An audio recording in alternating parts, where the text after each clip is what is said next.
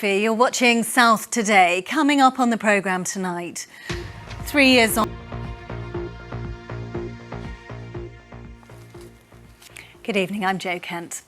A permanent memorial has been unveiled to those killed and injured in what was described as a swift, ruthless and brutal terror attack in Reading. It's 3 years ago today that a former child soldier from Libya horrified people enjoying the sunshine in Forbury Gardens by carrying out a series of random stabbings, killing David Wales, James Furlong and Joe Ritchie Bennett. This afternoon, their families took part in a private ceremony inside the walled park. Well, our Home Affairs correspondent Nikki Mitchell is there for us this evening. Nikki, an emotional day, I imagine. Absolutely. You can see behind me the new memorial stone there. Now, the families of Joe, James and David, they visited here a number of times and it never gets any easier. They're currently at a private church service over in St Lawrence's Church and they'll be back here shortly.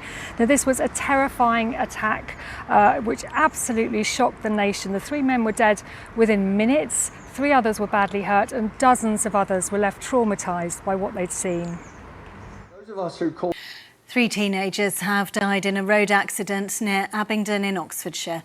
Police say that Gatwick Airport says it's close to submitting plans to use its emergency runway to dramatically increase capacity. Bosses say that using the runway for smaller aircraft departures would generate more than 10,000 new jobs. That could allow it to serve 75 million passengers a year by the next decade, up from 33 million a year currently. But opponents have raised concerns over air and noise pollution, as Juliet Parkin reports. A main road through Swindon will be closed until at least the end of the week after a water main burst, rupturing the surface. Now, plastics, we can't live without them, and it's becoming increasingly difficult to live with them because there's just so much of the stuff. Well, since their first use in the 1950s, an estimated 8 billion tonnes of plastic has been made worldwide, with 60% ending up as pollution.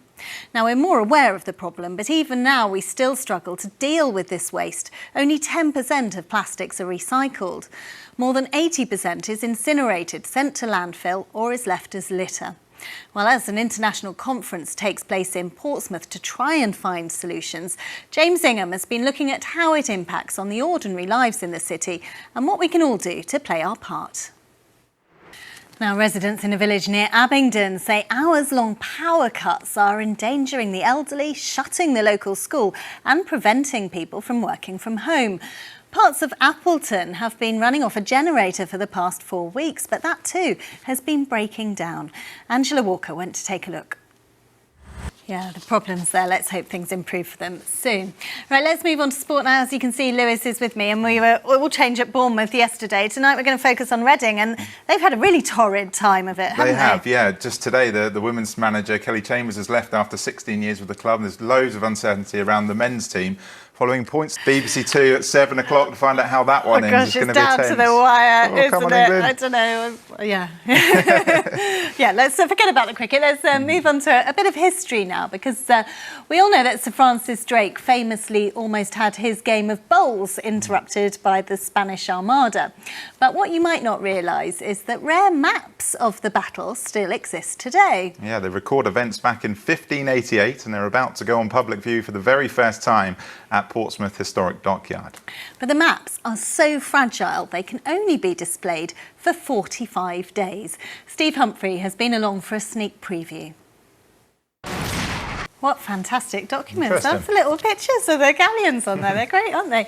Just to recap, the exhibition opens on Saturday and runs until August the 8th. There's no charge to see the maps, but you do need to buy the usual entrance ticket to get into the historic dockyard.